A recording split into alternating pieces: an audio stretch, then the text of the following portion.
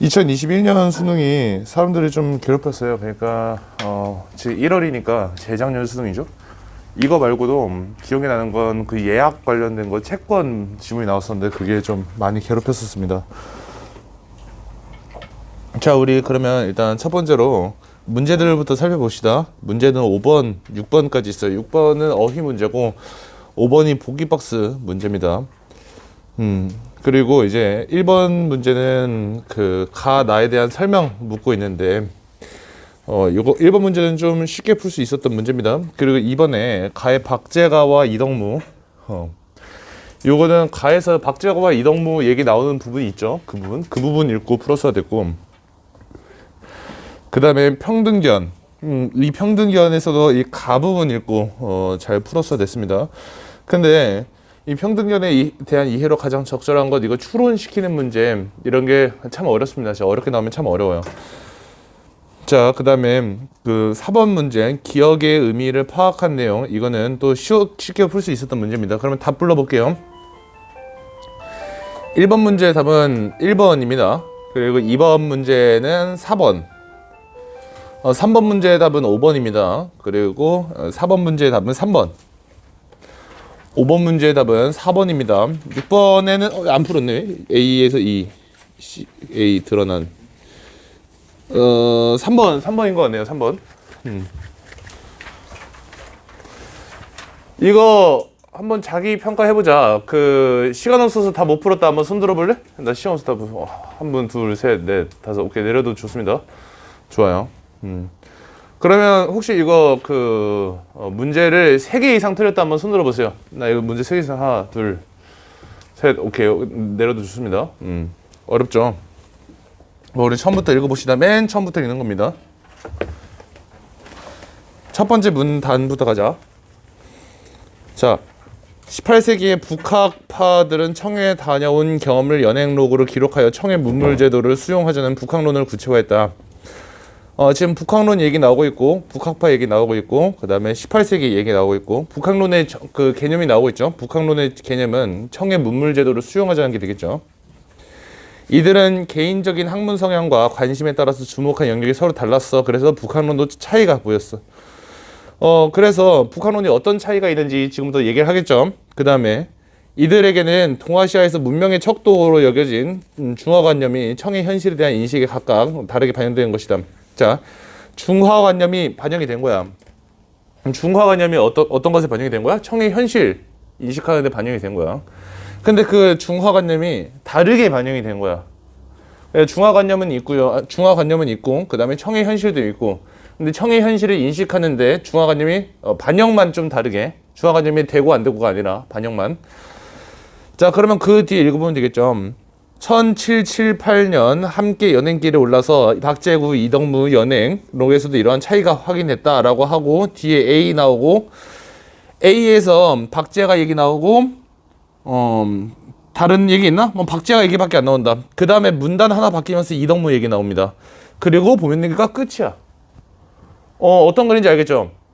지금 가에서 얘기 나오고 있는 것은 뭐 그 청해 현실 인식 좀 다르게 인식한다며, 그죠? 근데 그게 중화관념에 따라서 중화관념 다르게 반영하면서 인식한다며. 그리고 나오는 게 A 다음인데 A의 박재가 A 다음에 이덕무야. 아까 문제 보니까 2번 가의 박재거와 이덕무에 대한 이해 적절하지 않은 거 풀라고 하면 되는 것 같고, 그러니까 그리고 이제 또 평등견에 대한 문제도 있었는데, 얘들아, 평등견에 대한 문제는 이덕무 쪽 읽고 나서 풀면 되겠지? 그러면 이 A라고 돼 있는 부분 읽고 풀 거야. 근데 A라고 돼 있는 거 보니까 이 A 보니까 뒤에 5번이 걸려 있네요. A라고 돼 있고 문제가 없을 리가 없죠. 5번이 걸려 있는데 A랑 나를 참고하라. 보기에 대해서 비판적 읽기를 하라. 그러면 무슨 말이야? 그냥 A 읽고 나 읽고 보기 읽고 그 다음에 서로 같은 거 다른 거 찾으라는 소리입니다. 비판적 읽기 이거 다 쉬워요 하면은. 자, 그러면 이 A 부분 같이 읽어볼게. 북학이라는 목적의식이 강했던 박재가가 인식한 청해 현실은 단순한 현실이 아니라 조선이 지향할 가치 기준이었다. 자, 그러면 청해 현실 인식에 대해서 다르게 봤다고 했잖아. 그치? 그러면 이 박재가부터 살펴보자면 이거 그 A 부분인 거지. A 부분의 박제가 살펴보면은 여기서 청의 현실이 뭐래요? 가치 기준이다. 근데 이 가치 기준을 누가 따라가야 되는 가치 기준이냐면 우리 조선이 따라가야 되는 가치 기준인 거죠. 그것은 북학에 묘사된 청의 현실은 특정 관점에 따라서 선택 및 추상화된 것이었으며 그 다음에 손상 없이 보존된 것이자 조선의 발전 방향이기도 하였다. 중화관념의 절대성을 인정했기 때문에 독자성을 유지하기보다는 중화와 합치되는 방향으로 나아가야 한다. 그럼 딱 보니까 당시 조선은 다 나름의 독자성을 유지하기보다 얘기 나오니까 이동문은 그럼 독자성을 유지하자는 얘기가 나올 것 같은데 이거는 그냥 삘인 거고 아직 모르죠. 그러면 얘들아 여기서 민기쌤이 지금 빠르게 읽은 부분이 있잖아. 이 부분이 정보량이 굉장히 많은 부분이지. 그냥 읽고 넘어갈 부분이 아니야. 정보량이 많은 부분이야. 다시 말하면은 이렇게 읽고 넘어가면 어차피 기억 안 나는 부분이란 거야. 조금 더 깊게 읽어봐야 됩니다.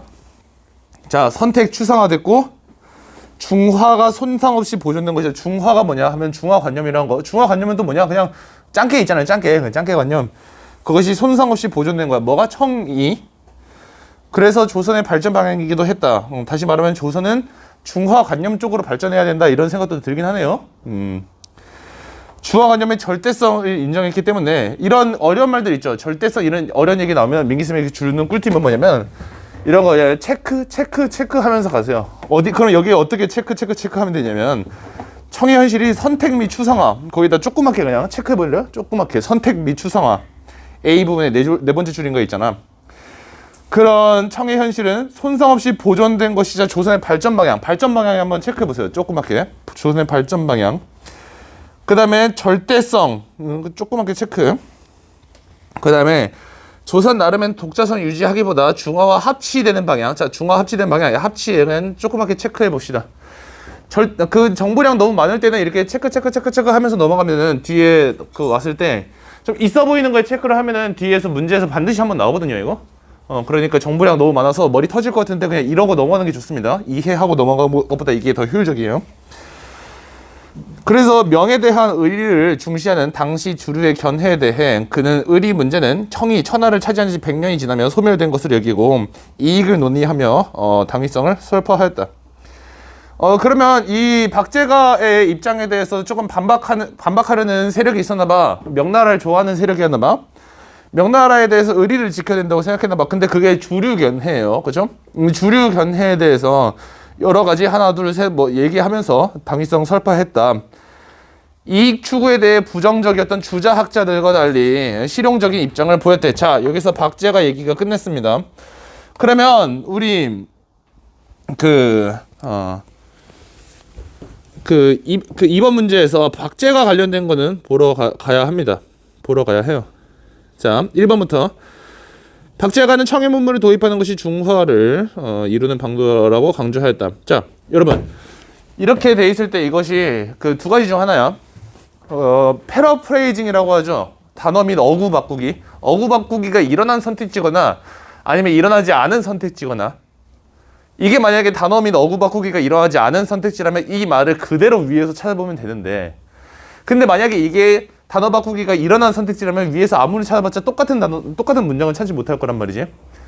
그리고 비문학에 대해서 아직까지 익숙하지 않으면 않을수록 위에서 똑같은 문장을 찾으려다가 시간을 이제 버리는 경향이 있어.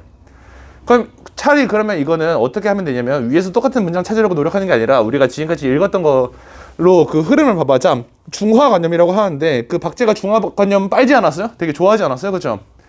그리고 중화관념이 우리 조선이 지향해야 할 수준이라 했죠.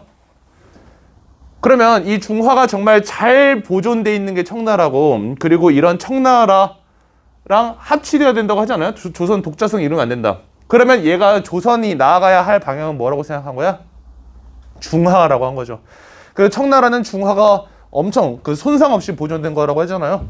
그럼 그 말에 따르면 이거 다시 봐봐. 청해 문물 도입한 거. 청해 문물이 뭔데? 청해 문물은 중화가 손상 없이 보존된 거 아니겠습니까? 그거 도입하면은 조선이 중화를 이룬다. 1번은 괜찮은 말이 되는 거야. 자, 2번 자신이 파악한 청의 현실을 조선을 평가하는 기준이라고 보았다. 조선을 평가하는 기준 이게 무슨 말인지 모르겠는데 조선이 나아가야 할 길을 평가하는 기준? 아니면 조선이 얼마나 잘 살고 있는지를 평가하는 기준? 아니면 조선의 조선이라는 나라가 어떠한지를 평가하는 기준? 그러면 이렇게 볼 수 있겠어요. 조선이 나아가야 할 길을 얘가 제시하지 않았나요? 뭐라고 해서 그 부분 민기쌤이 지금 말한 부분 여러분이 찾아보자. 자, 조선이 나아가야 할 길 아니면 조선이 앞으로 가야 할 길이 뭐라고 생각했을까 얘는? 아까 우리가 체크한 부분에서 찾아보면 되지. 조선이 뭐뭐 해야 할 방향이다. 어디 있어?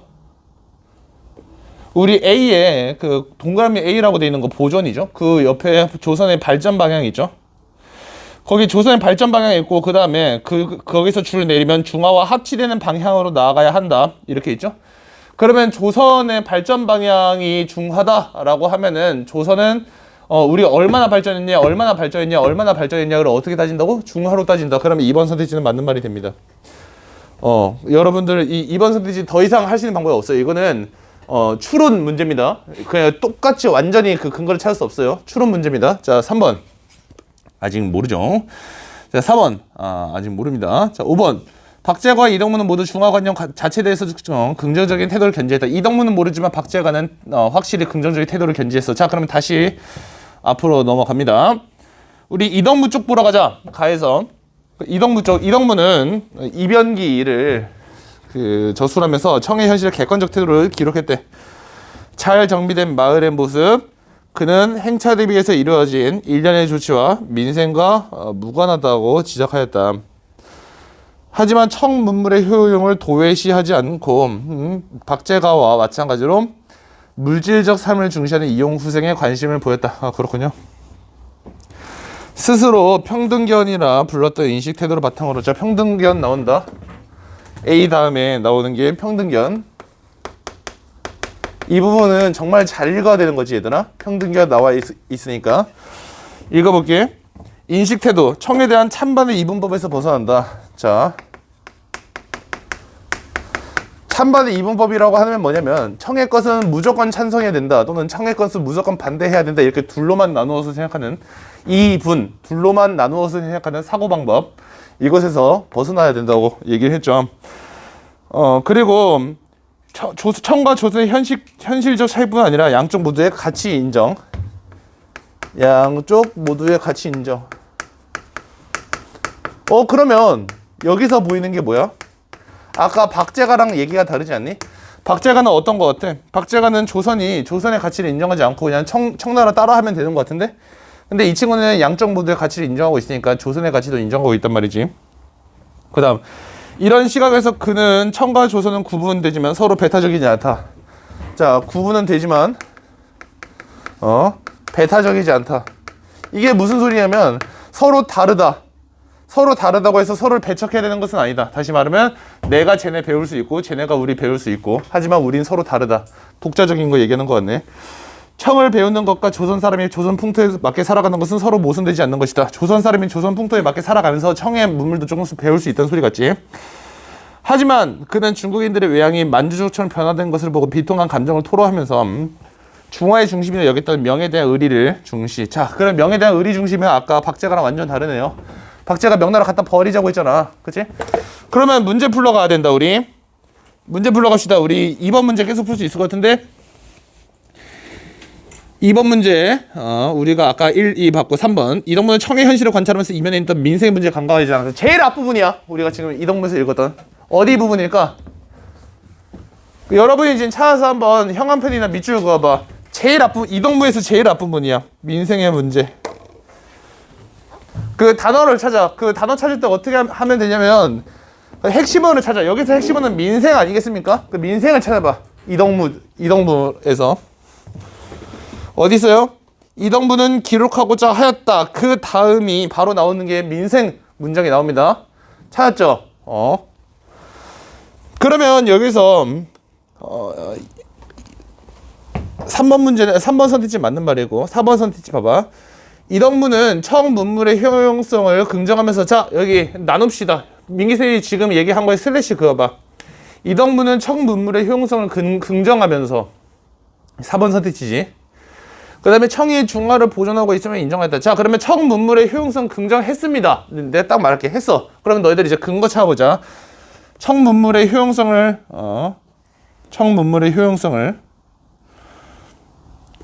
우리 방금 힌트를 주자면 우리 방금 읽었던 민생 부분이랑 비슷합니다. 민생 부분 뒤에 있어요. 아까 민생 얘기했죠. 근데 청문물의 효용을 도외시하지 않고 이용 후세에 관심을 보였다. 도외시하다 무슨 뜻이야? 도외시하다는 신경 안 쓰다는 소리잖아. 그럼 도외시하지 않았다는 것은 청문물의 효용성에 관심을 가졌다는 소리지. 그러니까 이거 맞는 말. 맞는 말이지. 자, 그러면 청이 중화를 보존하고 있으면 인정하였다. 이것도 찾아야 돼. 청이 중화를 보존하고 있다. 그러면 여러분 이거는 어디서 봐야 돼? 청이 중화를 보존하고 있다. 중화. 여기서 핵심어는 뭐야? 어디를 찾으면 되겠어? 중화를 찾으면 되는 거야. 그러면 이 이덕무 문단 짧습니다, 여러분. 짧아. 아무리 해봤자 이거밖에 안 된단 말이야. 그럼 그 이덕무 문단에서 중화 얘기 찾아봐. 이덕무는 기록하고자 했다. 민생 얘기하고 이용후생 얘기하고 청에 대한 찬반의 이분법 얘기하고 가치 얘기하고 구분되지만 배타적이지 않다. 청을 배우는 것과 살아가는 거 모순되지 않는다. 아직까지 중화 얘기가 안 나와. 그건 제일 마지막에 나오는 거야. 하지만 그는 그 짱깨 애들 외양이 만주족처럼 변화된 것을 보고 비통한 감정토로 중화의 중심이라 여겼던 명. 그러면 중화의 중심이라 여겼던 명이 있죠. 근데 그 명에서 애들이 그 중화의 중심 명 맞지? 그 명에서 애들이 그 모습이 똑같아 아니면 달라졌어 지금? 달라졌지. 만주족처럼 달라졌다고 했잖아. 그러니까 지금 여기 중화가 보존되지 않은 거죠. 그러니까 답은 4번이 됩니다. 5번에 이덕무는 중화 관념 자체에 대해서 긍정적인 태도를 견지했죠. 중화의 중심이라 여겼던 명나라 너무 얘가 뭐 좋아했으니까. 그러니까 이거 우리 1번에서 5번까지 모두 다 반박도 해보고 그 맞는 거 얘기도 해본 거야. 우리 그러면 이제 평등견 얘기를 해야 돼. 자, 평등견. 그 다음에 바로 있죠. 찬반 이분법으로 나누지 말고 양쪽 모두의 가치를 인정하고 우리가 걔를 배울 수 있고 우리가 청나라를 배우지만 하지만 우리 청나라를 배워오는 것도 우리의 그 실정에 맞게 배워와야 되는 거지. 답 5번 나오네요. 청에 대한 배타적 태도 지양하고 청과 구분되는 독자성 유지하자는 인식 태도. 5번 나오죠? 3번에? 이건 이 정도로만 하겠습니다. 나머지 1, 2, 3, 4 이거는 안 해도 돼요, 여러분. 자, 그럼 우리 이제 나 부분 읽고 1번 가 나에 대한 설명 풀고 그 다음에 4번 문맥 고려할 때 기억 부분 이거 풀도록 합시다. 나 부분 읽자. 그 18세기 후반에 중국은 명대 이래에 경제 발전이 정점에 달해 있었다. 이번에 18세기 후반이니까 시간이 좀 지났네요. 대부분의 주민들이 접근할 수 있는 향토는 전기 시장, 인구 100만의 대도시 시장이 그물처럼 연결돼서 국내 교역이 쩔었어. 그 다음에 장거리 교역 상품이 사치품은 안 되고 사치품은 한정되지 않고 일상적 물건까지 상인 조직의 발전과 신용기관의 확대는 교역의 질과 양이 급변하고 있었다. 그냥 여기서 얘기하고 있는 건 18세기 후반에 18세기 후반에 중국이 어떤 모습으로 달라졌는지가 나오고 있었네. 그렇죠? 그러면 여기서 그냥 체크하면서 넘어가자. 18세기 후반에 중국이 경제 발전이 정점에 달했대. 어떤 점들 때문에? 아니 원인 말고 어떤 점들을 보고 얘가 그거를 설명하고 있지? 내가 해볼게. 첫째, 여러 단계의 시장들이 그물처럼 연결되어 있다. 체크해봐. 여러 단계의 시장이 그물처럼 연결되어 있다. 또 일상적 물건 얘기했지. 장거리 교역 상품이 일상적 물건. 또 상인 조직의 발전과 신용기관의 확대. 자, 그러면 여기서 이런 것들이 보여. 그렇지? 이런 것들이 보이는데 이 중국의 경제적 번영에 이런 번영이 있지. 경제적으로 왜 얘네가 부유해졌나? 왜냐면은 대외 무역의 발전과 은의 유입이죠. 이건 밑줄 그을만 하죠. 자, 그러면 중국이 여기 나에서 나오는 얘기는 중국이 경제 번영이 정점에 달했다. 그 중국의 경제 번영이 정점에 달해서 그거를 어떻게 알아볼 수 있냐면 첫 번째, 두 번째, 세 번째 그걸로 얘들이 중국의 경제 번영이 어떻게 되는지 알아볼 수 있어. 그럼 이번에 그 외부적 요인 나오네. 외부적 요인이 뭐라고? 은의 유입? 그리고 대외 무역의 발전과 은의 유입이네. 그 다음 문장은 그거에 대해서 밑받침해주는 문장이지. 우리 지금 이렇게 첫 번째 문단을 다 읽었어. 나에서. 얘들아, 나에서 문단, 이 문단 읽어보면은 중요한 내용은 딱 두 문장이야. 이 문단 어떻게 되는 건지 알아? 중국의 경제 번영. 이게 크게 1이고, 그 안에 조그맣게 1, 조그맣게 2, 조그맣게 3이고, 그 다음에 중국 경제 번영의 요인은 하고 나서 은혜 유입 그 문장 있지? 그 다음에 뒷받침 문장이야. 그러면 이 문단을 이루는 건 단 두 내용입니다. 이 문단엔 두 내용밖에 없는 거야. 다른 내용이 없어. 그쵸? 오케이, 넘어갈게요. 그러나 얘기 나온다. 청해 번영은 지속되지 않았고 19세기 하락의 시대를 겪는다. 북학파 연행 18세기 후반 위기의 징후. 아니, 아까 18세기 후반이 정점이라며. 정점이지만 위기의 징후는 있었대. 자, 그럼 여기서도 빨리 찾아봐. 급격한 인구 증가. 여기서부터 이제 그러니까 병렬적으로 나열되는 내용들 찾아봐. 너희들이 체크하면서 어떤 위기의 징후들이 나타나고 있었어? 첫째, 급격한 인구 증가. 그 다음 뭐야? 뭐 사회적 유대 약화되거나 단절된 사람들이 상호 부조리 관계를 만드는 결사조직 성행. 그 다음 관료사회 부정부패 심화된 것. 그 내용이랑 똑같은 내용이 경쟁의 심화가 불법적인 행위로 연결된 것까지 똑같은 거네. 세 가지 나왔다 얘들아. 그리고 보니까 이런 것들 모두 한 문장으로 엮여. 자, 이런 문제들이 왜 나타났다고? 다시 읽어줄게. 사회적 유대 약화돼 단절돼 상호 부조. 그 다음 인맥에 기초한 관료사의 부정부패가 심화돼. 그죠? 이런 거 왜 생긴 거야, 이런 문제가? 아, 그렇죠. 정확합니다. 그러면 여기서 너희들이 머릿속에서 지금 계율을 그려. 인구 증가가 있고, 인구 증가로 인해서 여러 문제가 있는데, 그 여러 문제에서 한층 더 들어가. 인구 증가가 1층에 있어. 지하 1층으로 들어가. 결사 조직이 성행했어. 결사 조직이 성행했어. 그 다음에 이런 결사 조직은 있죠. 이런 애 한번 동그라미 쳐. 이런 결사 조직이 동그라미 쳐봐.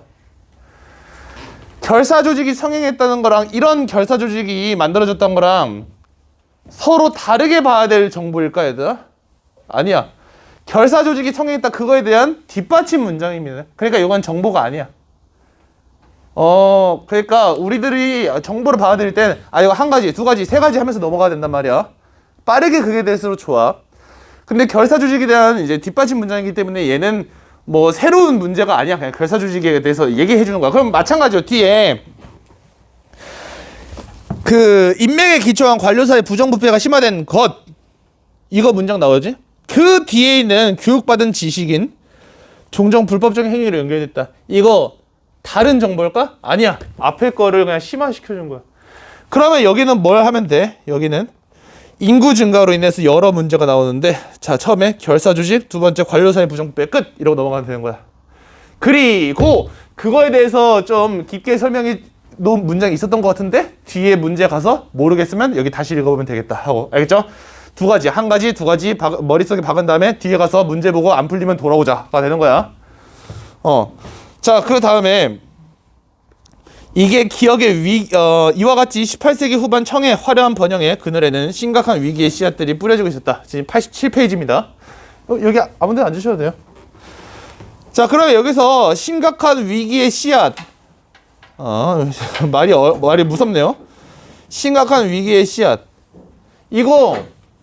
이 문장이 어디에 있었어? 이와 같이 문장에 있죠. 너희 이와 같이 한번 내먹어봐. 이와 같이. 기억의 심각한 위기의 씨앗임. 이와 같이래. 이와 같이. 자, 그러면 요거는 무슨 문장이야? 이와 같이니까 요약하는 문장이야. 이런 거 있고 이런 거 있고 이런 거 있고 이런 거 있고 이런 거 있다. 자, 이와 같이 뿌려지고 있었다. 그럼 기억이 뭐냐라고 물어보면 그냥 위에 있는 거랑 똑같은 거 찾으면 돼. 그러면 4번 문제는 굉장히 쉬운 문제가 되는 거야. 게다가 가장 적절한 거래. 여기서 적절한 게 왜 더 쉬운지 알아? 4번 문제 그냥 삘로 풀면 되는데 개소리 하고 있고 하나 적절하면은 알아보기가 쉽습니다. 1번부터 볼까? 새로운 작물 보급의 증가가 아니, 이건 좋은 거 아니야? 자, 2번. 신용기관이 확대되고 교육의 질과, 이거는 위기의 씨앗이 아니지, 얘들아. 이거 글 나눠져 있었던 거 기억하니? 중국 경제 번영 요인, 이제 위기 씨앗 첫 번째, 두 번째 이거 그 뒷받침 문장, 그리고 마지막이 이와 같이 보여? 글의 구조가? 그리고 여기에 이와 같이 찾으래. 그럼 위기의 씨앗이래. 그럼 위에는 안 보고 위기의 씨앗 이거 보면 되지. 첫 번째, 두 번째 뭐였지? 첫 번째 인구 증가 관련해서 여러 가지 문제. 뭐 결사 조직? 반란, 결사 조직 반란이죠. 두 번째 관료 부정부패. 찾으면 3번 이죠. 답이 반란의 위험성 증가, 인구 증가. 쉽죠? 넘어가면 됩니다. 자, 그러면 우리 거의 다 읽었네 지금. 맨 마지막 문단 읽자. 통치자들 번영속에서 불안 느끼고 있었다. 차단하려는 경향, 이런 경향은 강화됐어. 무역개방 축소. 뭐 이러고 얘기가 끝나. 가랑 나 읽었습니다. 가랑 나 읽었으니까 우리 어떻게든 1번 문제 가서 비벼야 됩니다. 자, 1번 문제 비비러 가자. 1번. 가는 18세기 중국에 대한 학자들의 견해를 제시했다.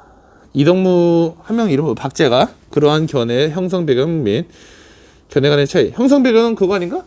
그 중화에 대한 관념이 어떻게 반영되느냐. 답 1번이네. 그렇죠? 이거는 가와 나에 대한 설명으로 가장 적절한 거. 이거는 나머지 선택지 그 리뷰할 필요 없습니다. 이러고 1번 넘어가자. 아까 2번 했지. 3번 했어. 4번 했지? 답은 이제 5번 가자. 5번. 보기는 가에 제시된 북학의 일부이다. 북학이 박자가 거죠. A와 나를 참고해자. 자, 보기 봅시다. 보기. 우리나라에서는 자기가 사는 지역에서 많이 나는 산물을 다른 데서 산출되는 물건과 교환, 풍족하게 살려는 백성이 많으나 힘이 미치지 못한다. 아까 중국 애들은 시장 했었는데, 그죠? 중국 사람은 가난하면 장사를 한다. 사람만 현명하면 원래 가진 풍류와 명망은 그대로다. 장사를 해도 풍류와 명망이 그대로다라는 거야. 그래서 유생이 서점 출입, 재상도 골동품사금. 우리나라는 사오는데 우리 건 안 팔아. 은은 없어지지 않는 물건이지만 약은 반나절이면 사라져버리고 비단은 반년 만에 썩어 없어진다. 뭐 어쩌라는 건지 모르겠는데 1번 선택지부터 바로 가보자. 보기에 제시된 중국인들의 상업에 대한 인식, 좋은 인식이지. A에서 제시한 실용적인 입장. 뭐 그렇다고 할 수 있지 않을까? 실용적으로 좋은 것 같다. 자, 2번. 보기에 제시된 조선의 산물 유통에 대한 서술. A에서 제시한 북학론의 당위성. 북학론의 당위성은 뭐냐면 아까 북학론의 당위성 그 청나라를 왜 배워야 된다? 실용주의. 그러니까 2번 맞는 말. 3번 보기에 제시된 중국인들의 상행위에 대한 서술은 나에 제시된 중국 국내 교역의 양상과 상충되지 않는다. 이게 말이 뭐냐 얘들아. 상충은 서로 모순되다, 서로 충돌되다라는 뜻이야. 무슨 소리냐면 나에 제시된 중국 국내 교역의 양상이랑 보기에 제시된 중국인들의 상행이 서로 비슷한 거 맞느냐? 서로 딴소리 하는 거 아니냐? 비슷한 소리 맞지? 여기서도 시장 얘기하고 저기서도 시장 얘기 하니까 3번 맞는 말. 자, 그 다음에 4번 봅시다. 보기에 제시된 은에 대한 평가는 나에 제시된 중국의 경제적 번영에 기여한 요소를 참고할 때 기여한 요소가 은의 유입이라고 했어. 은의 효용적 측면을 간과한 평가다. 아니 뭔 소리야? 4번에 보기에 제시된 은에 대한 평가가 뭐야? 은이란 1000년이 지나도 없어지지 않는 물건이다. 보기에서 제일 마지막에서 끝에서 세 번째 줄. 은이란 1000년이 지나도 없어지지 않는 물건이다. 좋은 거 아니야? 그러면 은의 효용적 측면을 간과한 평가다. 땡이죠? 답 4번. 마지막 5번까지 민기심 해줄게 이거. 보기에 제시된 중국의 관료에 대한 묘사. 보기에 제시된 관료는 재상조차도 골동품을 산다. 실용적인 거네. 나에 제시된 관료사의 모습을 참고할 때 나에 제시된 관료사의 뭐야? 부정부패잖아. 그러니까 지배층의 전체 면모는 아니다. 맞는 말이겠네요. 나에서는 부정부패 오진다고 해놓고 여기서는 관료가 뭐 골동품 산다? 좀 실용적이고 서민처럼 산다라고 하는 것 같으니까 그렇죠? 6번에 답은 3번입니다. 이거는 뭐 여러분들 스스로 해보시길. 자, 이제 잠깐 쉬고 우리 그 다음에 2021학년도 수능 이거 5문제 풀고 이거 9분 30초거든요. 이따가 민기쌤이 해줄 거야. 9분 30초 이거 이따가 제고하겠습니다. 잠깐 쉬시죠.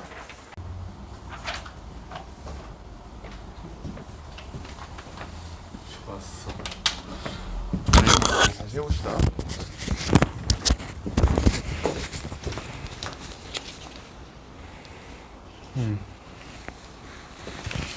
좋아. 재밌는 문제도 있었어요. 민기쌤이 봤을 때 어떤 문제가 재밌었냐면, 채권을 발생시키는 예약. 예약 완결권을 발생시키는 예약. 난 이게 되게 재밌었어. 그래서 3번 문제가 진짜 재밌었던 걸로 기억합니다. 민기쌤이 답부터 부르고 그 다음에 시작을 할게요. 1번 문제의 답은 5번. 그 다음에 2번 문제의 답은 3번. 3번 문제의 답은 1번입니다. 1번. 그리고 4번 문제의 답은 4번. 5번 문제는 2번. 이건 풀었네요. 아까 어휘 문제는 안 풀었는데 내가.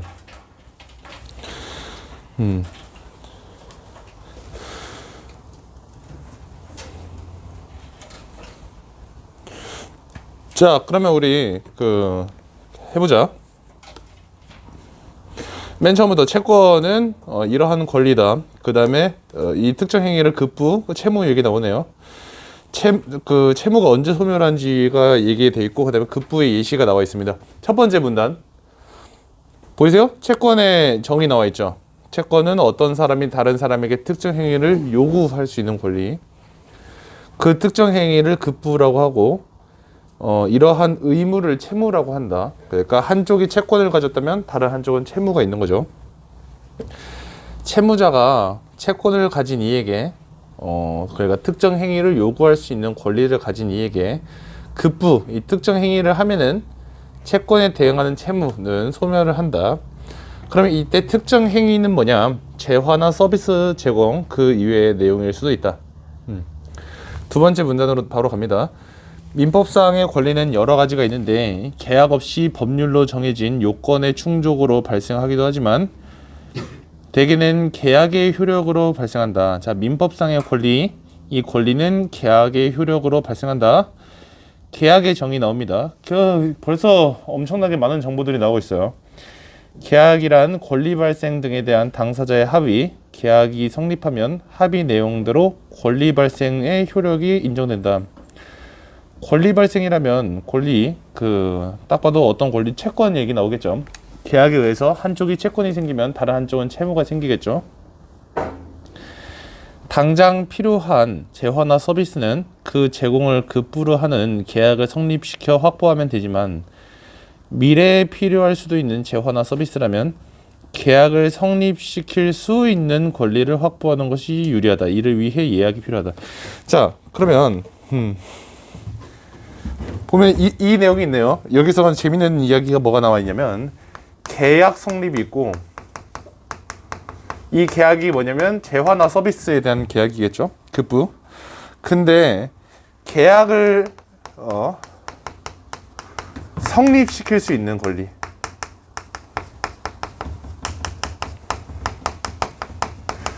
권리를 위해 예약을 한다는 것 같아요.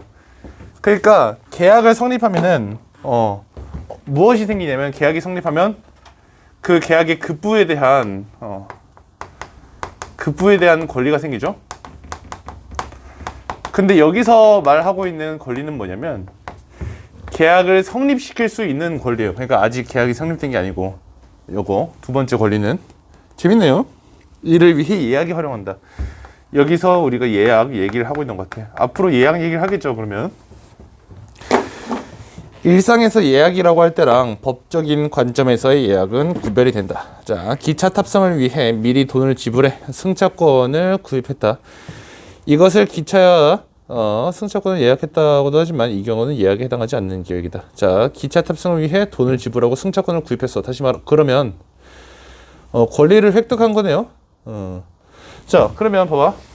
여기서 기억이 나와 있는 게 뭐냐면, 기억. 돈을 주고 이것을 주고 무엇을 샀어? 승차권을 샀어.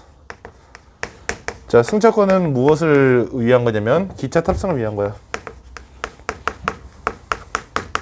이거는 왜 예약이 아니라는 걸까?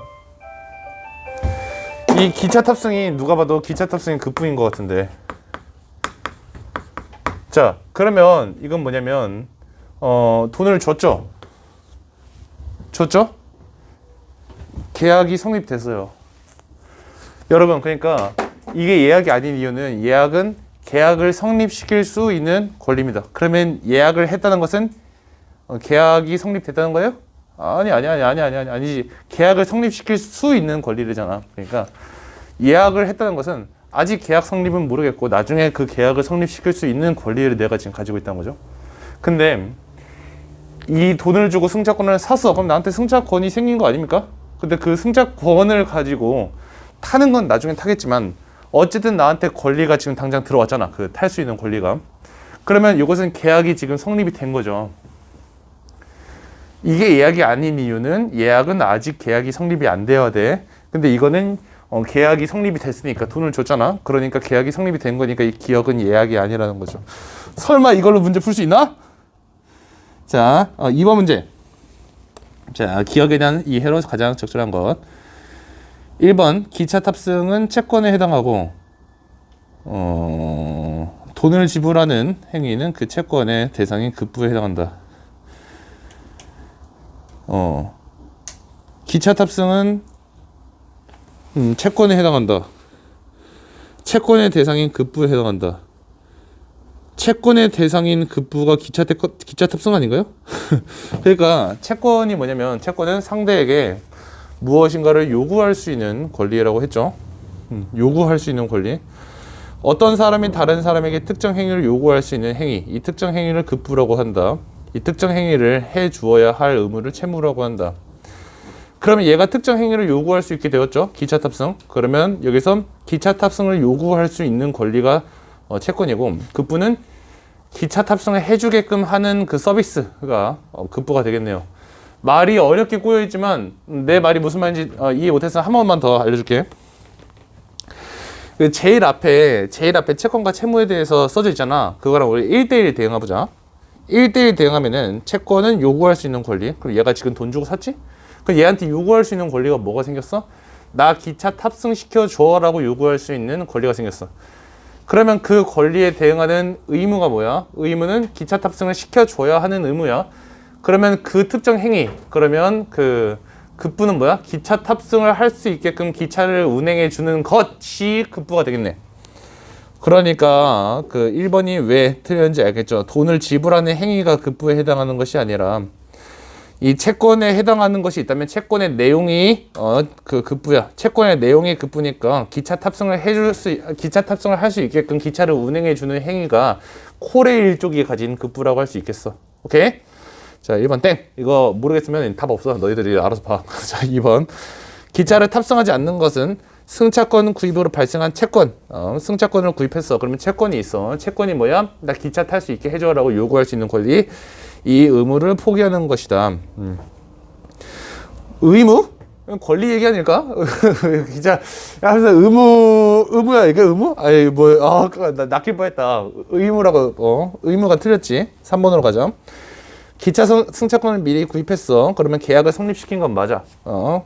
채권의 행사 시점을 미래로 정해두는 것이다. 아, 그래. 이건 예약이 아닌 이유가 뭐랬어? 계약은 지금 하기 때문에 예약이 아니라고. 예약은 계약을 나중에 하겠다는 거잖아. 계약은 지금 했지만 난 나중에 타겠다는 거 아니야? 그렇지? 그러니까 채권의 행사를 나중에 할 것이 계약은 지금 한다. 이거 이해 못하겠어? 계약은 지금 한다. 채권은 나중에 행사한다. 이거랑 계약을 나중에 한다. 이거랑 다른 거잖아. 그렇지? 그러니까 여기서 답 3번이 맞는 말이 되겠네. 자, 우리 4번, 5번 이거는 여러분들이 직접 반박해 보시기 바랍니다. 이게 왜 적절하지 않은지 할 수 있어. 내가 해보니까 4번, 5번 할 수 있더라. 해봐. 내가 하라고 하는 거 다 하고 있지? 해봐야 돼. 자, 우리 앞에 글 다시 읽을게. 예약이 활용된다 부터 기억까지 봤고, 그 다음에 예약에 왜 해당하지 않는 건지 같이 봤어. 그 다음에 법적으로 예약은 당사자들이 합의한 내용대로 권리가 발생하는 계약의 일종으로, 예약도 계약의 일종이다. 재화나 서비스 제공을 급부 발생을 하는 다른 계약인 본계약을 성립시킬 수 있는 권리 발생을 목적으로 한다. 자, 그러면 예약도 계약이다. 여기까지 보고 몰랐네. 예약도 계약이다. 야, 예약을 하면은 이것을 하면은 본계약 성립이 되겠지. 자, 그러면 예약도 뭐다? 예약도 계약이다. 예약도 계약인데 계약이 뭐라 했지? 계약은 권리 발생이라 했어. 어떤 권리 발생이냐면 본계약을 성립시킬 수 있는 권리. 성립시킬 수 있는 권리. 이 권리를 가지게 되는 계약이야. 그러면 이 본계약을 통해서 진짜 급부를 요구하게 되겠지. 나중에 진짜 급부를 요구하게 될 거고 이 진짜 급부에 대해서 요구하게 되는 권리가 생기겠지. 어디서? 본계약에서. 그러면 이 본계약을 맺을 수 있는 권리를 지금 확보하는 게 예약이라는 계약이 되겠네. 자, 그 예약은 유형상 권리자가 가지는 권리의 법적 성질에 따라서 두 가지 유형으로 나뉜다. 첫째, 둘째 찾으세요. 둘째 찾아서 형광펜 그어보시기 바랍니다. 첫째는 채권을 발생시키는 예약이다. 나왔지? 둘째 찾아봐, 둘째. 예약은 권리의 법적 성질에 따라서 두 개로 나뉜다. 이렇게. 첫 번째가 채권을 발생시키는 예약이다. 채권을 발생시킨다. 둘째 찾았죠? 쉽게 찾을 수 있죠? 두 번째가 뭐냐면 두 번째가 그 예약 완결권을 발생시키는 예약이다. 그러면 여기에 A 걸려있네? 뒤에 A 관련해서 문제 나오겠네. A가 어디서 끝나는지 봤더니 계약상의 채권이 발생한다 이러면서 A가 끝나네. 이 A 관련한 건 문제는 쉽게 나오겠어요. 짧기 때문에. 자, 그럼 하나하나씩 보자. A에서 채권을 발생시키는 예약이다. 이 채권의 급부 내용은 이것이다. 오우 쉣. 자, 급부 내용 한번 살펴보자. 채권을 발생시키는 예약이다. 이 채권에 급부가 있지? 이 급부가 뭐냐면 그 예약상 권리자의 본계약 성립 요구에 대해서 상대방이 승낙하는 것이다. 우리가 알고 있는 게 그거 아닌가? 예약은 계약이지? 이때 권리자가 성립시킬 수 있는 권리를 가지니까 이거를 요구하면 얘가 해줘야 되는 거. 그렇구나. 그래서 그대로 써보겠습니다. 민기쌤이 여기다가 예약상 권리자의 본계약 성립 요구. 급부는 이거죠. 본계약 성립 요구를 해. 요구를 하면은 그것을 반드시 승낙해야 되는 것. 이게 급부니까 다시 말하면 이게 채무죠. 회사의 급식업체 공모에 따라 여러 업체가 신청했어. 그 중에 한 업체가 선정됐어. 회사에서 통지하면 예약이 성립한다. 여기는 좀 더 빠삭하게 읽어야 될 것 같아요. 회사에 급식업체 공모가 있었어. 여러 업체가 신청했어. 근데 한 업체가 선정됐어. 자, 그러면 이때 예약이 성립한다. 이에 따라 선정된 업체가 급식을 제공하고 대금을 받기로 하는 본계약 체결을 요청하면 회사는 이에 응할 의무를 진다. 그러면 이때 예약은 이에 응할 의무를 지는 것, 본계약 성립 요거네. 채권을 발생시키는 거. 우리가 아까 알고 있었던 게 그냥 요거 같은데 이게 일반적인 건가 봐. 그럼 그 다음에 볼게. 둘째는 예약 완결권을 발생시키는 예약이다. 이게 좀 특이한 건가 봐. 이게 우리가 알고 있는 거. 이 경우 예약상 권리자가 본계약을 성립시키겠다는 의사를 표시하는 것만으로도 본계약이 성립한다. 본계약 체결을 요청하면 회사는 이에 응할 의무를 진다. 자, 본계약 체결을 요청하면 의무가 어떤 의무? 그 본계약 체결에 응할 의무가 진다. 근데 그게 아니라 예약 완결권은 의사만 표시해도 본계약이 성립한다. 자, 어떤 점이 다를까 얘들아? 알아서 본계약이 성립하는 것, 이제 회사랑 같이 본계약을 성립해 나가야 하는 것. 다시 보세요. 이 말이 어떻게 미묘하게 다른지. 앞에 거 있고 뒤에 거 있죠? 앞에 거는 이제 회사랑 같이 그 본계약을 우리 한번 맺어볼까? 이거 해야겠지? 아래 건 뭐야? 의사 표시하면은 본계약 알아서 땡! 본계약까지 끝난 거야. 본계약까지. 이제 본계약 해볼까? 의사 표시했으니까 본계약까지 땡! 이거가 되는 거야. 자, 그러면 민기쌤도 여기다 해보겠습니다. 예약상 권리자가 의사 표시를 하면은 알아서 본계약 성립.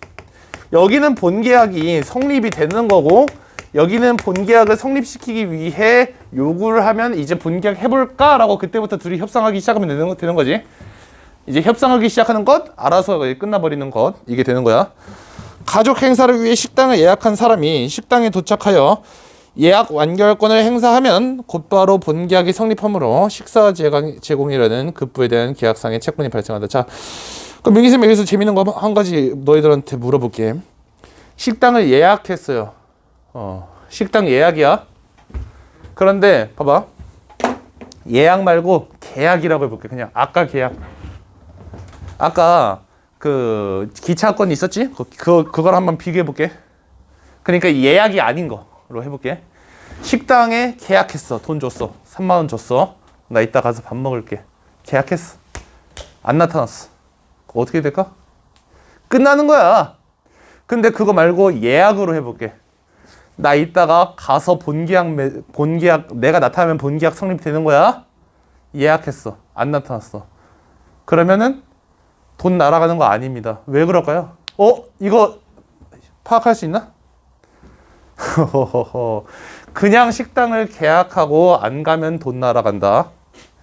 오케이? 본계약을 바로 하고 안 가면 돈 날아가. 근데 내가 거기 도착하면 본계약 성립이다 라고 예약을 해놨어. 그럼 도착 안 했어. 그럼 본계약 성립 안 했잖아. 본계약 성립 안 했으니까 나는 돈 주고 걔는 식사 줘야 되는 서로의 채권 채무 없죠? 본계약 성립 안 하니까. 차이 아시겠습니까? 그게 그냥 계약이랑 예약이랑 다른 점이죠. 우리 정말 안타깝게도 A가 거의 다 끝나와. A 끝났어. 자, 그러면 급부 보자. 급부. 여기서 급부는 본계약 성립 요구를 하면 승낙을 해서 이제 본계약을 서로 성립해 나가야 되는 게 그 급부고, 그 다음에 여기서 예약상 이게 급부가 되겠네요. 이게 급부. 자, 그러면 보자. 우리 다시 이 문단을 봐서 첫 번째부터 다시 읽을게. 예약은 두 가지 유형을 나뉜다. 첫째는 채권을 발생시키는 예약이다. 이 채권의 급부 내용은 채권을 발생시키는 내용 계약이다. 이 채권의 발생 내용은 본계약을 성립하는 것이다. 자, 그러면 채권이 봐봐. 이때 권리를 하나 가지지. 이때 권리를 가지지. 잘 생각해봐. 이때의 채권의 내용은 본계약을 성립시킬 수 있는 권리다. 자, 1번, 2번 중에 뭐야? 이때 권리는? 다시. 예약을 했어? 예약을 하면은 권리가 생겨. 어떤 권리가 생기냐면 본계약을 성립할 수 있는 권리가 생겨. 내가 지금 말한 이 권리는 1번 권리야, 2번 권리야? 본계약을 성립할 수 있는 권리가 1번 권리잖아. 예약을 했을 때 가지는 권리가 뭐라고? 본계약을 성립시킬 수 있는 권리. 지금 첫 번째, 두 번째 있는데 첫 번째는 이 얘기 나오고 있는 거야. 여기서 가지는 권리는 본계약을 성립시킬 수 있는 권리. 근데 두 번째 예약 완결권에서의 권리는 뭐야? 내가 거의 도착하면 바로 본계약이 알아서 성립하잖아? 그러면 그때 내가 가지게 되는 권리는 진짜 급부 내놓으라는 권리가 되겠네. 본계약 성립이니까 이때 가지게 되는 권리는 음식 내놔. 이 권리가 되겠네. 자, 그러면 우리 그 뒤로 가서 그 문제 풀자. 3번 문제입니다. 다음은 A에 제시된 예를 활용하여 예약의 유형에 따라 예약상 권리자가 요구할 수 있는 급부에 대해서 정리한 것이다. 기억에서 디귿에 들어갈 내용 올바르게 짝지으래. 구분 있고 채권을 발생시키는 예약이 있고 예약 완결권을 발생시키는 예약이 있어. 기억 니은 디귿 있네. 자, 그러면 봐봐. 예약 완결권을 발생시키는 예약의 본계약상 급부는 식사 제공입니다. 예약상 급부. 예약했음으로써 생기는 급부가 따로 있나? 얘들아, 두 개 있었지. 여기 많이 없었어. 두 개야, 내용이. 그치? 예약했음으로써 생기게 되는 급부, 권리가 생기는 것이 뭐야? 아까 봤었잖아, 방금. 예약함으로써 권리가 생기는 것은 채권을 발생시키는 예약에서 우리 본계약 맺자라고 요구할 수 있는 권리가 생긴다. 예약으로 인해서 권리가 바로 생겨버리는 것은 우리 본계약 맺자고 요구할 수 있는 권리가 생긴다. 본계약 맺자라고 요구할 수 있는 권리가 생긴다. 그럼 기억에 급부, 그 본계약 맺자라고 요구할 수 있는 권리가 생기니까 그때 급부는 승낙을 하는 것. 그러면 기억에 승낙 얘기 들어가면 되겠네. 자, 1번 선택지 승낙, 2번 선택지 승낙, 제기랄, 3번 선택지 승낙. 승낙. 4번 선택지 뭐야? 그 1, 2, 3 승낙 나왔죠?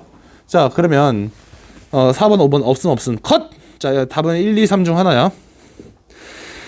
자, 그러면 여기서 그 기억에 너희들이 그냥 써봐. 그 급식 계약 승낙이라고.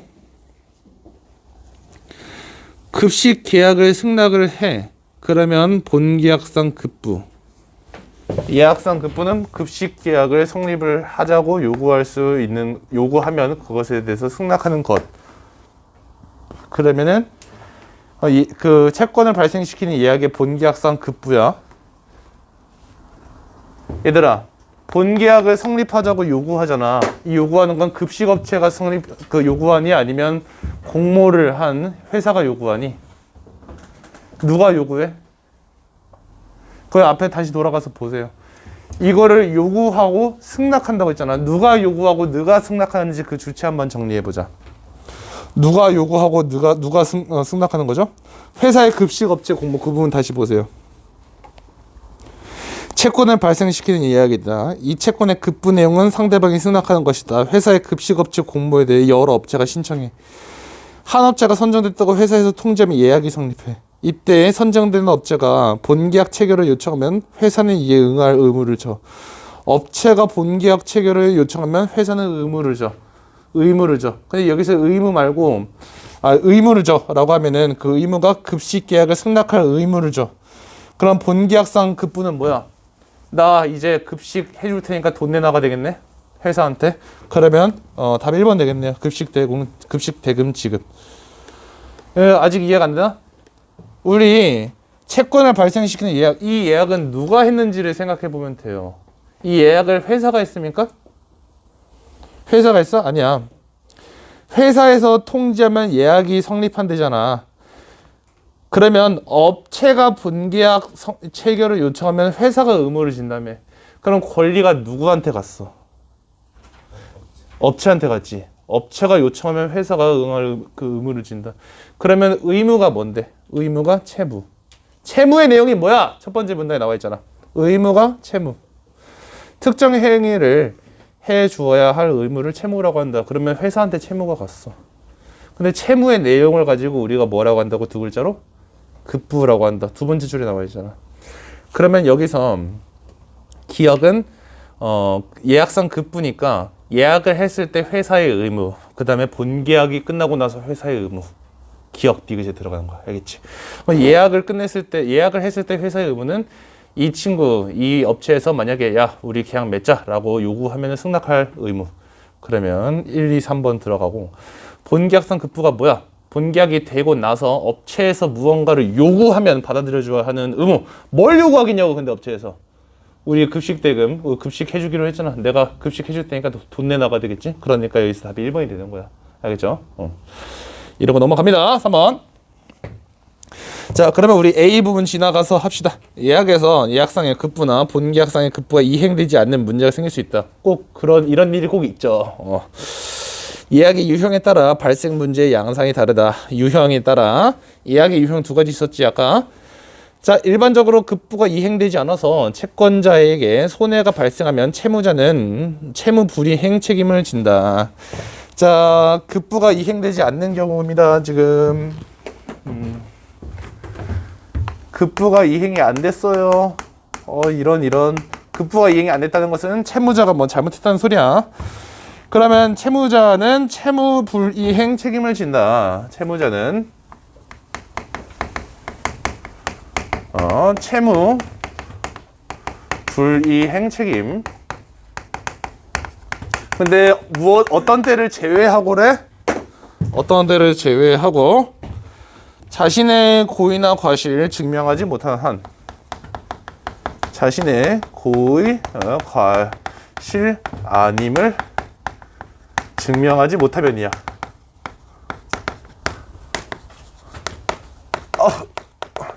봐봐. 자신의 고의나 과실이 아님을 증명하지 못하면은 채무 불이행 책임을 진다. 말 바꿔보자. 말 바꿔보면은 자신의 고의나 과실이 아님을 증명하면은 뭐야? 이것을 지지 않는다가 되겠죠. 오케이, 좋아요. 이로 인해 채무의 내용이 바뀌어. 원래 채무는 급부의 내용이 채무의 내용이겠죠. 채무의 내용은 그러면 채무 내용은 뭐에서 뭘로 바뀔까? 원래 급부에서 급부의 내용이 무엇이든 간에 손해배상 책무로 바뀐다. 손해배상 채무. 근데 손해배상 채무는 손해를 돈으로 물어야 되는 거네. 그 다음 거의 다 끝나가네. 만약 타인이 그 고의나 과실로 예약상 권리자가 가진 권리 실현을 방해했다면 예약사는 그에게도 책임을 물을 수 있다. 타인 고의나 과실, 그러면 얘한테 책임을 물을 수 있다. 법률에 의하면 누구든 행위를 하고 위법성이 인정되면 불법행위 책임이 성립하여. 여기는 어떤 책임? 채무불이행 책임이 아니라 이때는 불법행위 책임. 불법행위 책임이 발생해. 위법성이 인정돼야 되는 거야. 그러면은 그 마찬가지로 불법행위 책임은 돈으로 손해배상을 해줘야 된다. 다만 예약상 권리자한테 누구나 예약상 권리자에게 채무자나 예약 상대방이 채무자지. 채무자나 방해자. 얘 이름이 있었네. 방해자라고. 채무자나 방해자 중 누구 한쪽이라도 손해배상하면 한쪽 내용도 사라진다. 급부 내용이 동일해. 급부 내용은 원래 급부를 돈으로 갚아주는 것이기 때문에. 문제 재밌겠다. 이거 풀러가자. 4번 문제네요. 윗글을 참고할 때 보기에 가에 대한 이해를 적절하지 않은 거. 자, 특별한 행사를 앞두고 있는 갑은 미용실을 운영하는 을과 예약을 했어. 갑과 을. 채무자는 누가 봐도 을이죠. 왜냐면 그 갑에게 어떤 의무가 있겠어요. 을은 그 을이 의무가 있죠. 예약을 해서 행사 당일 오전 10시에 머리 손질을 받기로 했어. 갑이 시간에 맞춰 미용실을 방문했어. 요구했는데 그 요구했다는 것은 본계약 바로 성립, 예약 완결권을 요구한 거네요. 따지고 보면은 예약 완결권을 요구했는데 병이 이미 을에게 머리 손질을 받고 있었다. 누가 봐도 병이 방해자 같네요. 만약에 위법성이 있어야. 갑이 예약해둔 시간에 병이 고의로 끼어들어 위법성, 방해자입니다. 그러면 갑은 오전 10시에 손해를 입었다. 돈으로 배상해야겠죠? 채무자가 잘못했으면 채무 불이행 책임. 얘가 고의로 잘못했으면 얘는 불법행위 책임. 근데 얘가 너무 고의로 잘못해버려서 채무자가 뭐 어떻게 못했어. 얘가 막 그 칼로 협박하면서 야 지금 나 머리 안 해주면 너 죽여버릴 거야 이랬어. 그러면 채무자는 자신의 고의 과실이 아님을 증명할 수 있으므로 채무자는 채무 불이행 책임을 지지 않겠네. 만약에 이러면 선택지 보자. 1번 가가 발생하는 과정에서 을의 과실이 있어. 채무자가 을이었지. 을, 병, 갑은 중요한 특별한 행사. 누가 봐도 이거 결혼 같은데. 어쨌든 가가 발생하는 과정에서 을의 과실이 있어. 채무자의 과실이 있는 경우 을은 갑에 대해서 채무불이행 책임이 있고 병은 갑에 대해서 손해배상 채무가 있다. 자, 을의 과실이 있으면 채무불이행 책임이 있고 손해배상 그 책임이 있다라고 합니다. 얘들아, 그 손해배상 채무는 그 병은 갑에 대해서 손해배상 채무가 있다. 여기서 그 을의 과실이 있는 경우라는 말이 왜 붙었을까? 을의 과실이 있는 경우. 얘들아 봐봐. 이 보기 박스 안에 내용 누가 잘못했어? 누가 잘못했어요? 병이 잘했어요. 병이 잘못했죠. 근데 여기서 을의 과실이 있는 경우 이걸 왜 붙였을까? 이거 왜 붙였어? 둘 다 잘못이 있다를 얘기해 주기 위함이야. 둘 다 잘못이 있을 경우. 자, 그러면은 어떤 채무가 있냐? 그 책임이 있냐? 봐봐. 너 이거 동그라미 쳐봐. 을은 갑에 대해 책임에 동그라미 쳐봐. 병은 갑에 대해 채무가 있다. 이건 낚시네. 하나는 책임이 있고 하나는 채무가 있다네. 그치? 그러면 이건 뭘 낚기 위한 거야? 너희들 뭘 낚기 위한 걸까? 채무를 책임이라고 잘못 보는 사람들을 위한 낚시죠. 이거는 뭘까? 채무를 책임으로 잘못 봤어. 그러면 아니 잠깐만, 손해배상 책임은 채무 불이행 책임, 불법행위 책임, 이거 둘 다 이런 책임은 없는데 이거를 위한 낚시. 그 동시에 또 무엇을 위한 낚시냐면 손해배상 채무는 봐봐, 둘 다한테 있어. 난 여기 위에다 썼지만 왜 둘 다한테 있을까? 아까 여기서 민기쌤이 쓴 거에서 그 병에서 동그라미 돈이 왜 들어갔을까? 글 한 번만 더 보세요. 동그라미 돈이 왜 들어갔어? 왜냐면은 누구든 불법행위 책임이 성립하여 손해를 돈으로 배상할 채무를 지기 때문이다. 이게 손해배상 채무 아닐까요? 돈으로. 그리고 그 뒤에 어떤 말 박아놨어? 제일 마지막 말에 급부가 동일하기 때문이다. 급부 내용이 동일하다는 것은 둘 다 똑같은 채무를 지었다는 거 아니야? 채무의 내용이 급부 아니야? 그럼 급부가 동일하다는 것은 같은 채무를 지녔다는 것이지. 그러니까 이 글 똑똑해. 위에만 손해배상 채무 얘기를 하고 아래는 손해배상 채무라는 얘기를 싹 빼놨어. 일부러 싹 빼놓고 그러면 아랫놈도 손해배상 채무가 맞을까라고 여러분한테 묻고 있는 거야. 얼마나 꼬였는지 아시겠습니까? 어디서부터 꼬였는지 알겠어요? 꼬였죠? 되게 꼬여있어. 그러면 우리는 아래 것도 손해배상 채무가 맞는지 확인해야 돼. 근데 거기서 1번 선택지에 을의 과실이 있는 경우라고도 못 박았으면 둘 다 과실이 있어. 자, 둘 다 과실이 있으면은 얘한테는 무슨 책임이 있어? 을한테는 채무 불이행 책임이 있어. 아래한테는 어떤 책임이 있어? 불법행위 책임이 있어. 위에는 채무 불이행 책임, 아래는 불법행위 책임. 그리고 둘 다 어떤 채무가 생겨? 둘 다 손해배상 채무가 생겨. 그러면 선택지 봐봐. 을은 갑에 대해 채무 불이행 책임이 있죠. 맞죠? 그리고 병은 갑에 대해 어떤 책임이 있다고? 불법행위 책임이 있다. 근데 여기 책임은 안 묻네. 그러면 채무로 넘어가. 둘 다 손해배상 채무가 있으니까 병은 갑에 대해서 손해배상 채무가 있다. 맞는 말 틀린 말. 맞는 말이 되는 거지. 이해되시죠? 자, 2번으로 갑니다. 가가 발생하는 과정에서 을의 고의가 있어. 을의 고의가 있으면 자신이 고의 과실 아니면 증명하지 못하는 경우지. 을과 병은 모두 어떤 채무가 있어. 손해배상 채무가 있지. 그러니까 손해배상 채무를 지고, 맞죠? 을이 배상을 하면 병은 사라져. 왜? 맞잖아. 이거 급부 내용이 동일하기 때문이다. 맞는 말이죠. 3번. 가가 발생하는 과정에서 증명되지 않은 경우야. 증명되지 않은 경우 증명하지 못했네? 자, 그러면 이거 봐봐. 근데 어떤 것을 증명하지 못했다? 고의 과실이 아님을 증명하지 못했다. 고의 과실이 아님을 증명하지 못하면은 얘도 져. 그러면 여기서 써지는 거 봐봐. 고의나 과실이 있는지 없는지가 증명 안 됐어. 그러면 없다고 증명 안 된 거네? 없다고 증명 안 된 거. 있다고도 증명 안 됐지만 없다고도 증명 안 됐잖아. 그러면 없다고 증명되지 않은 경우죠. 그러면 여기서 을과 병은 모두 갑에게 채무를 지고, 맞죠? 그에 따른 급부의 내용은 동일하다. 이거 억울한 사람. 이 선택지 억울한 사람 있니 혹시? 여기서 보면은 선생님 자신의 고의 과실이 아님을 증명하지 못하면 이라잖아요. 오케이. 그러면 얘가 헷갈리는 거야. 이거 내 고의 과실인가? 아닌가? 헷갈려. 그러면 어쨌든 아님을 증명하지 못한 거잖아. 어쨌든 그렇잖아요. 그러면 이대로 가야 되는 거죠. 4번 선택지 봅시다. 4번이 답이죠. 가가 발생하는 과정에서 그 을에게 고의나 과실이 있는지 없는지 증명되지 않았어. 그러면 둘 다 손해배상 채무 지는 거 인정. 근데 둘 다 책임을 지는 거 아니지. 너무 쉽게 나왔어 갑자기. 선택지가 갑자기 너무 쉽게 나가잖아. 을과 병은 모두 채무 불이행 책임. 에바야. 채무자는 채무 불이행 책임, 그리고 병은 불법행위 책임을 져야지. 그렇지? 그러니까 에바죠. 답은 4번. 5번 너희들이 해봐. 쉬워.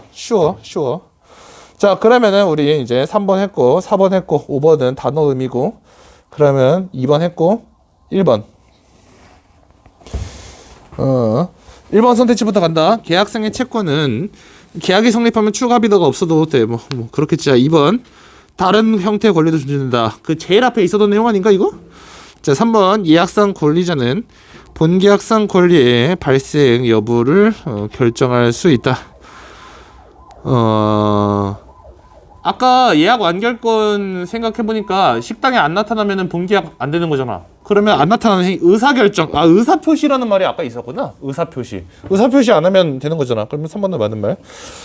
4번 급부가 이행되면 채무가 소멸된다. 맨 앞에 있던 내용이지 이것도. 그 다음에 5번 불법행위 책임은 계약의 당사자 상의에 국한된다. 불법행위 책임은 당사자가 아니라 방해자잖아. 방해자.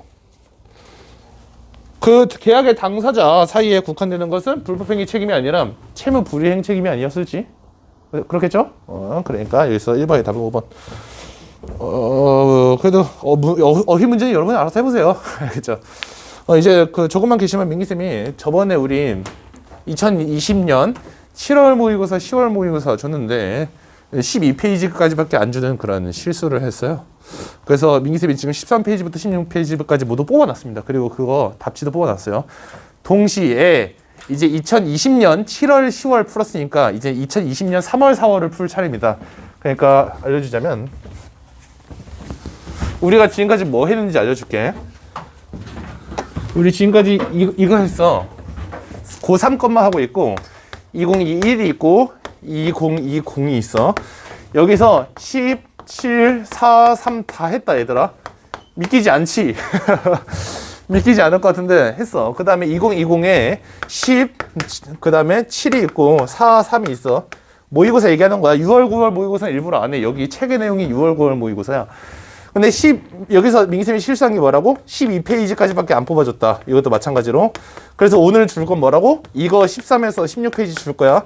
그 다음에 이거 뽑아서 준다고. 오케이, 알겠죠? 그럼 잠깐만 계시길 바랍니다. 여기서 가지고 올게요.